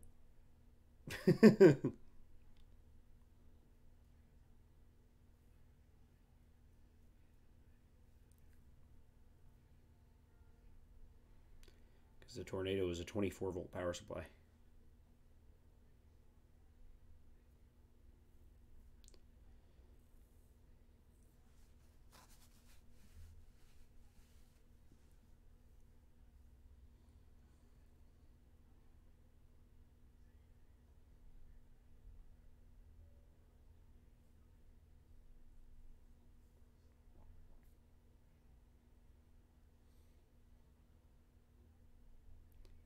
I'll bet it does, Roy.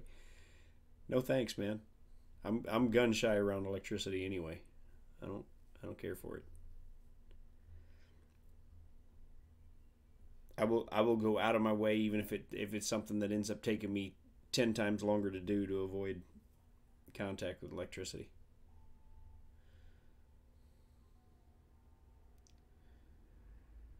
Like I had to change one of the light fixtures in the house, and I killed the breakers to like half the house just to be safe.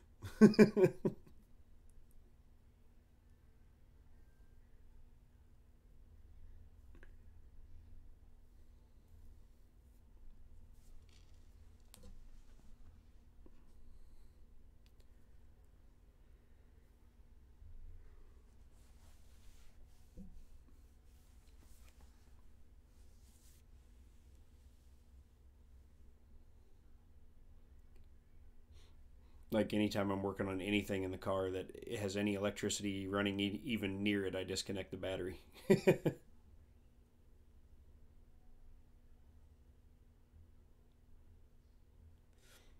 Right. Well, that's why I killed like all of it.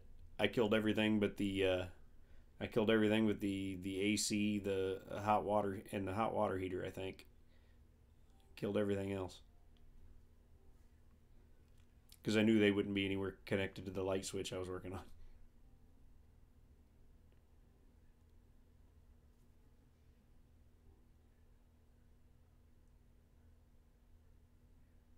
Yeah, that's kind of where I'm at with it, Robbie. I'm like, even if it takes me longer to do it, and somebody who is comfortable with it would go, "Oh man, you're wasting all kinds of time." I'll waste the time. I'll waste the time to make sure. But it goes back to when I told you I got bit by 12 volt real good. I was about 11 when I got bit by 12 volt real good, and so it stuck with me. It stuck with me.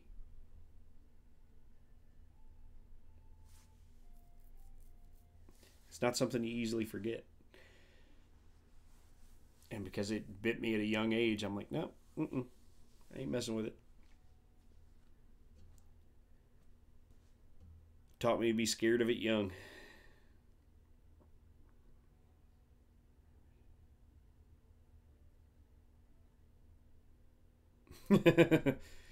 Is that why she's now the ex?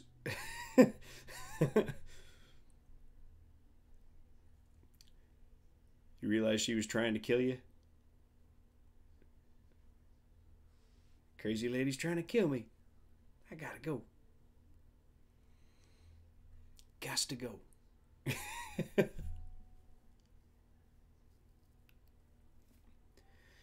All right, y'all. Well, we've been hanging out and just chatting for 2 hours today. Didn't accomplish a lot, but I learned a few things, and hopefully those things that I learned will be used to finally get the TiVo Tornado up and running, and print better calibration cubes than even that one. Because some of these bigger projects that I have in mind coming up, having two large format printers will cut down lots of time.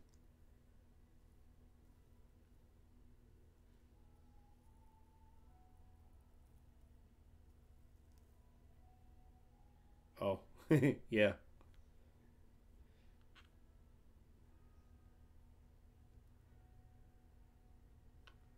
Yeah, calibration lumps. Really cubes because they're They're not cubes. They're calibration disasters. But yeah, I get it. I get ready to start printing some of these really big models. I'm working on. Having two large format printers at my disposal will speed the process up greatly. So I get this thing dialed in and get it working. It'll be a game changer for sure. And Roy, once again, thank you for being the test subject of my first multi-material design, and so glad that came out looking really good. And again, we're going to call that a success. And thank you again to the community catch-up folks, Travis and Pooch and Heather, for what they do, helping to bring the community together, and so honored to have been featured last night. And I look forward to learning to print PETG and printing something in that cool new color. But thank you guys for hanging out. Special thank you to my patrons. There are a couple of you a few of you that have stopped in today. So special thank you to you guys, and you guys keep me motivated to keep making more designs and cranking them out, and I will continue to do so thanks to your support. And yeah, thank you all for showing up, hanging out today. I'm gonna wrap this thing up and go get some errands done, and then see if I can't fix this printer. So look forward to it, and we'll see you guys in Mike Whaley's stream tomorrow. And Don's stream is Saturday. And then Sunday, I don't know if Chris Riley's got anything going on. Then there's the Fun in the Country Basement. And Monday, again, Mike Whaley's stream. And then we'll be back here on Tuesday, where I'll hopefully have another tutorial lined up and ready for you guys on Tutorial Tuesday. So you guys are awesome. Thank you for hanging out again, and we'll see you next time.